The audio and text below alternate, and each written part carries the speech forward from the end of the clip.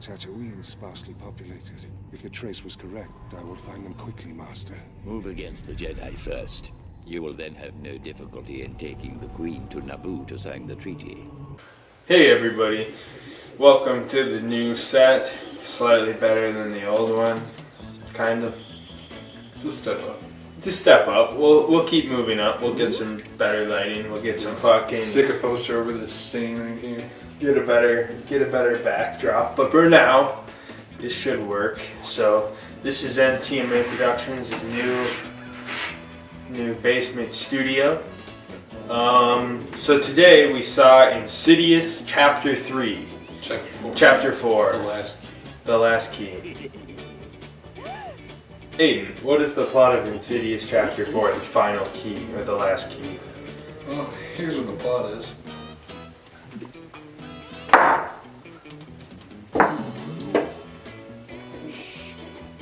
Insidious the Last Key is about the old lady from the first Insidious, which I have seen, Connor has not, and she returns to her childhood home where her dad abused her.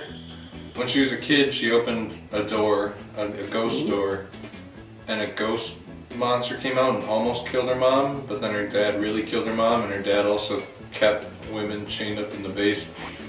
Chained up in the basement. Which is quite the twist. But she gets called by some guy because he sees ghosts in his house, and his house is her old house. So she goes out to her childhood home to deal with the ghost problem because she's a psychic, and she brings along her quipping sidekick, Fatty and Nerd, and they hunt ghosts, and they find out that the guy is actually also keeps women chained up in his basement. And the nerd guy crushes the guy's head and kills him. And she also finds out that she has two nieces because she had a brother, and her brother still lives in that town. And one of her nieces is a psychic, and the other one gets taken. The other one gets the monster in this movie is a Scooby-Doo monster that has the head of the Scream painting on the body of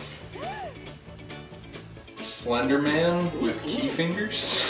Yeah, and he can put his key fingers in people's necks to make them keep women chained up in their basement. I guess. Well, no, because her spirit is chained up in the basement. She goes to the spirit world. I was in the bathroom, so I don't know why, but she goes. Oh, she goes to the spirit world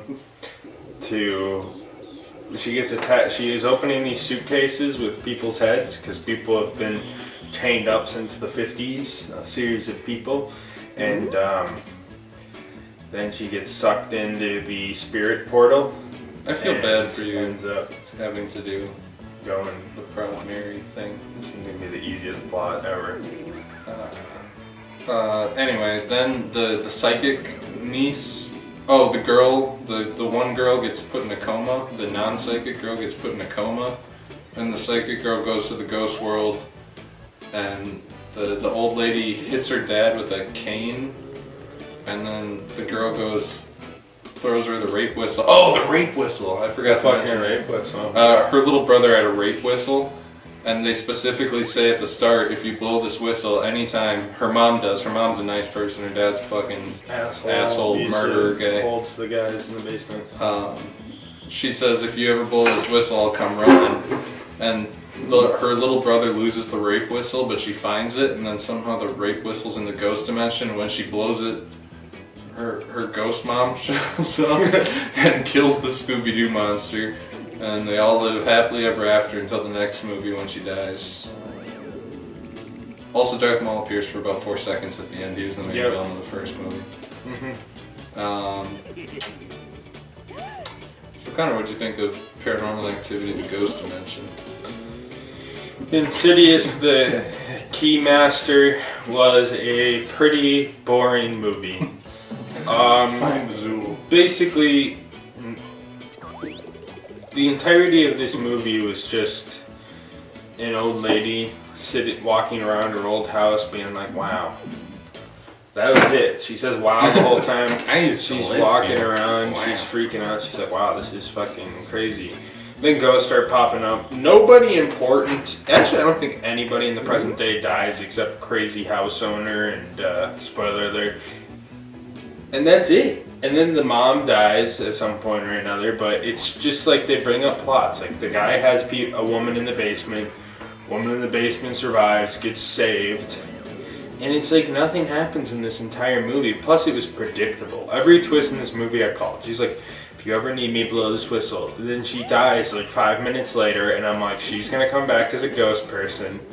And she's gonna save whoever blows the whistle. I thought the dude would be an integral part of the plot, so I figured it'd be the dude, but it was the girl, and I'm like, wow, the mom comes back as Ghost Lady and saves the day. Exactly what I called within the first 5 minutes. Because the movie's predictable, and it's like Blumhouse was like, let's make a modern horror movie, but essentially say, fuck the scary factor, fuck any jump scares, and fuck people dying. It's like, okay, Blumhouse. The only reason people actually watch your movies at this point in time is to get the little spooky jump scares and to see a couple people die. Nobody dies, there's no jump scares, and there wasn't much that made this movie good. I found myself just sitting there texting half the fucking movie because it was like, what else am I gonna do? I was sitting there. That person near us was doing that too. I was texting people, yeah, and there's the girl next to us doing it. It was, watching everyone was fucking doing it. Yeah, I mean, there wasn't much to do but fucking sit there. So that's what we pretty much did, is sit there silently. The plot was pretty predictable. I wasn't scared at all. Which, at least for these Blumhouse movies, they don't really scare me at all. But there's always the jump scares where it's supposed to make you jump a little bit, put a little adrenaline in your body, and kind of annoy you. Yes, that's pretty common for Blumhouse. And every Blumhouse movie, even Annabelle, had those moments where it was like, it's like a haunted house. You know, there's no substance to it, but it's spooky. This movie was boring, not spooky. The only plot, I guess you can kind of care about the old lady more than most protagonists in these Blumhouse movies, but that's just, but nobody dies, nothing happens, and the comic relief in this movie is terrible. She has two sidekicks with like dumbass Jello, like icky and ugly or something, and they're just like comic relief and shit. And Zero the Hutt. It's like, okay, whatever. Like, the fucking characters are stupid. There's no one to relate to in this movie. And that's the ultimate problem. The only person I sort of relate to is the old lady. The only person I sort of care about. By Blumhouse standards, she's a fleshed out main character. Not that fleshed out. Overall, it was just kind of boring. The comic relief didn't hit. And my final and biggest complaint is the 1950s. Blumhouse quit with the 1950s. Ouija. I don't know if you did it, or Ouija. I don't know why I said Ouija. Ouija. Takes place, origin of evil, 1950s. Annabelle creation, 1950s. The first 20 minutes of this film was the 1950s. The only person in the world who owns an Ouija turns it on for the first time, and the Ouija is haunted. Nobody else has ever turned on an Ouija, so nobody else knew the the ghost of Kickstarter past. Fuck. Yeah.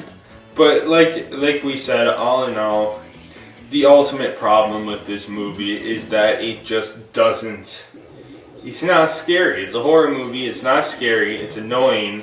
It hits a lot of the same beats that the fucking other Blumhouse prequels hit. And there's no point in watching it. There's no point at all in watching it. They couldn't even say it was set in the 1940s because they already had the 50s fucking sets and shit. And they couldn't even be bothered to change the house. Like, they get in the house and they're like, wow, it looks exactly the same as it did in the 1950s. And the guy's like, well, that's because I thought the shit was so neat, I didn't change anything. It's like, that is so lazy. That is literally so lazy. And my understanding is the old school, original Insidious, people thought was scary. Was it scary? No, probably not. It was probably all jump scares. I haven't seen it. But at least there was, like, horror elements to it. I don't even know. This movie was kind of a thriller, but it wasn't that engaging. I didn't care about the characters. It wasn't scary. It didn't have jump scares. So in my mind, there was no purpose for this movie to exist. So Aiden, what did you think of this movie? It's fucking terrible. The prequels, you know, we got the Annabelle thing, we got the Ouija thing, and they're all the same thing. I like to test horror movies. When I went into this movie, like Annabelle was full of just fucking noise. Like every time something happened, it'd be, you know. And so those movies, you know, pretty much whenever I go into a Blumhouse horror movie, I like plug my ears whenever I know something's coming up. And if you don't hear the loud noises and it doesn't scare you, it's a fucking crap horror movie. This movie didn't even have the courtesy to make jump scares. There was exactly 2 and they both came at the start of the movie. And one was like a ghost walks through the background and goes And this sound and the other one was like 10 even seconds that loud later. either, so it wasn't like a startle surprise. It was like, and the thing ran across the screen. At a certain point, I didn't even bother to continue covering my ears because there just was no jump scares. There was no. All the sound mixing was really bad, actually. There's one scene where I remember this when they first get to the house and they're talking to the guy, where her voice is really quiet. It's like muffled and you can barely hear it because like the mic was too far down her shirt or something. Oh yeah. It's like, we're in this house now, and then the next scene it's like, and we're gonna find this ghost. There was also the spooky guy who sounded like his mic was like just the camera mic. Like, so, I think what happened is his hidden mic was off because it sounded like a camera mic. Like he sounded way worse. It was like the old guy that looked like Doc Brown. Or am I thinking of Proud Mary? That was Proud Mary. But anyway, same shit. Anyway, let's see. The 50s shit is played out. You got the same kind of shit going on as in Ouija and. At least it wasn't the whole it's just movie. like- If it was the whole movie, I'd be rolling my fucking eyes. Like, It's another these guys prequel. cannot think It's got quite a bit of it set in the 50s, and you know, I saw Insidious in the theaters, the first one. I haven't seen 2 or 3. And I thought it was boring as shit and terrible, and not scary. The biggest scary thing that happened repeatedly in the original was that there was this ghost of a kid from the 50s, because we love the 50s. No, Darth Maul was like the final boss, but like every time they turned a corner in the first movie, there'd be this kid from the 50s, and he would do this dance like this to some fucking Frank Sinatra song or something, and it was supposed to be scary. It was spooky, like, dude. Look at Bioshock. It was really That kind of stupid. spooky. but this movie was a hell of a lot stupider. Well, no, it wasn't stupider. The first Insidious was pretty fucking stupid, but it was a lot more boring, because most of it is just an old lady and her fucking comic relief friends walking around a building. The old lady would be like, I see ghosts everywhere, and some of them are good and some of them are evil. And then Nerd would be like, I collect comic books. And then the fat guy with the beard would be like, can I eat your jello? Yeah, deep throat in the jello. The subplot with the brother was terrible and weird and ham-fisted, where she's just like, I haven't seen you in years, and he's like, I fucking hate you, and then he's like, oh, never mind, I love you. And the nieces were fucking pointless. You could have cut out the coma niece altogether and just had psychic niece. Well, Coma Niece was the only thing that added any conflict, though, because they had to bring her back from the spirit realm. Yeah. And the monster design was pretty awful. Not scary at all. It was kind of laughable, but not in like a hilarious bad way, like a Godzilla movie where you're looking at fucking guy shoved in a 10-ton rubber cowboy outfit or like cowboy drag or some shit. But it was just like stupid, and you're like, this is a Scooby-Doo villain.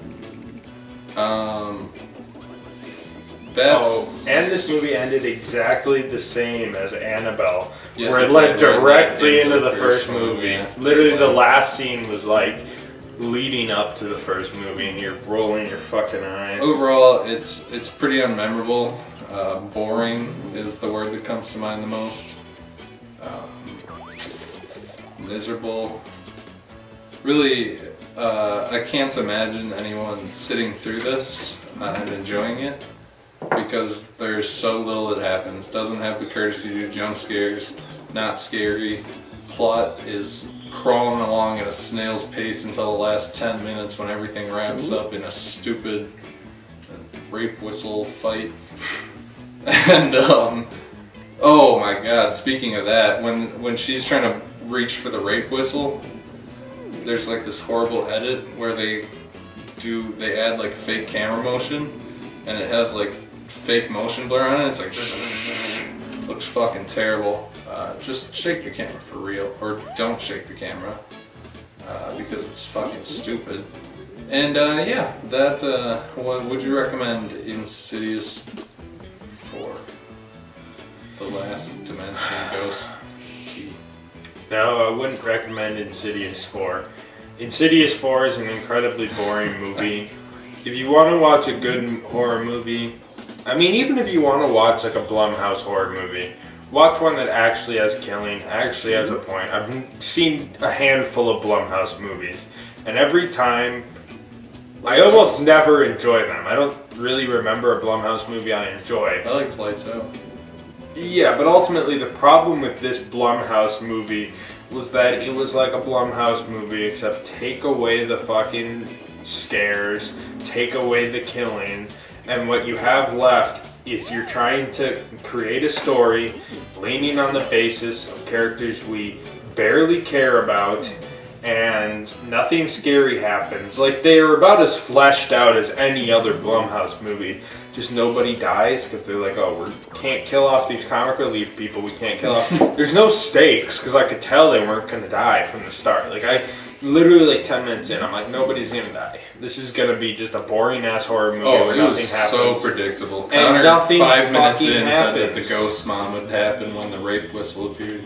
Oh yeah, And he was right. it was It's so all obvious so because she's like, predictable. save this for a special time when you're being haunted by ghosts, and it's like, all right. Yeah, no. So no, I No wouldn't subtlety, recommend this very movie. predictable. Even for like Blumhouse horror fans, you're gonna be disappointed. But I guess they know the Blumhouse audience, which is 14-year-old girls and boys who are trying to swap oral sex without parental guidance. I'm ready to get banned from YouTube. So Aiden, would you recommend this film? No, you can watch the first 5 minutes and accurately predict everything that's going to happen in this movie. But even that first 5 minutes would be a waste of your time. Do not watch Insidious Part 7, The Paranormal Ghost Dimension Keys. Part 4, the prequel to Part 1. You know, just like Well, they don't actually Phantom call it Menace. Insidious 4, they call it... That's what Insidious they put the it as Last the Key. theater. Yeah, but that's just because they couldn't fit Insidious the Last Key. Okay, I don't know why they wouldn't just write Insidious, but anyways.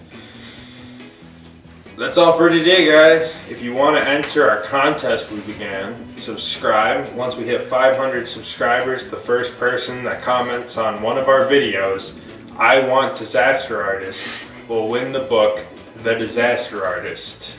And we will then have you email ntmaproductions@gmail.com to win the Disaster Artist book. 500 subscribers is about 6 months away. So when that happens, you could win the book. We'll also send you some other stuff, like...